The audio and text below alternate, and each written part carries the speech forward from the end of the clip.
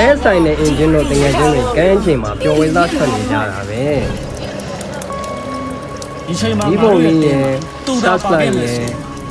ဒီဘက်လှလေးတွေစင်တာတကယ်ကြီးလားသူ့ရဲ့နာမည်မမပေါ်လာတယ်ဒီဝန်လည်းမဟုတ်ဘူး group လေးရတယ်မဟုတ်ဘူးစကွတ်ကိုလုံးစက္ကန့်ပါပဲဟာ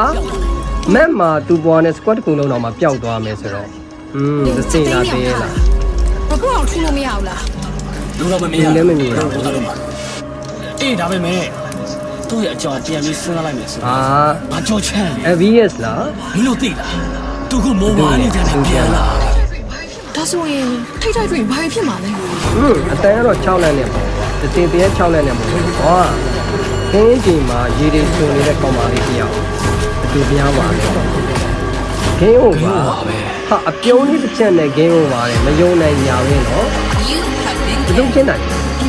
သူမြင်ရတဲ့ဒီနှခမ်းလေးမြင်ရတာကတော့သေချာတာတခုကတော့ဒီ K1 လည်းမဟုတ်ဘူး Pro Player လည်းမဟုတ်ဘူးဆိုတော့သူကြည့်ရတာခင်ဝင့်ဝါမြင်ဖြစ်နေမလားဖြစ်နိုင်တယ်နော်သူကဘာလို့လဲဆိုတော့ Mobile Legends နဲ့ဆော်တာဆိုတော့ညီကောင်မအားလုံးကရောဒီတယောက်ကဘယ်သူဖြစ်မယ်လို့ထင်လဲအောက်ကကျွန်တော်ရဲ့ comment section မှာဆွေးနွေးသွားနိုင်ပါတယ်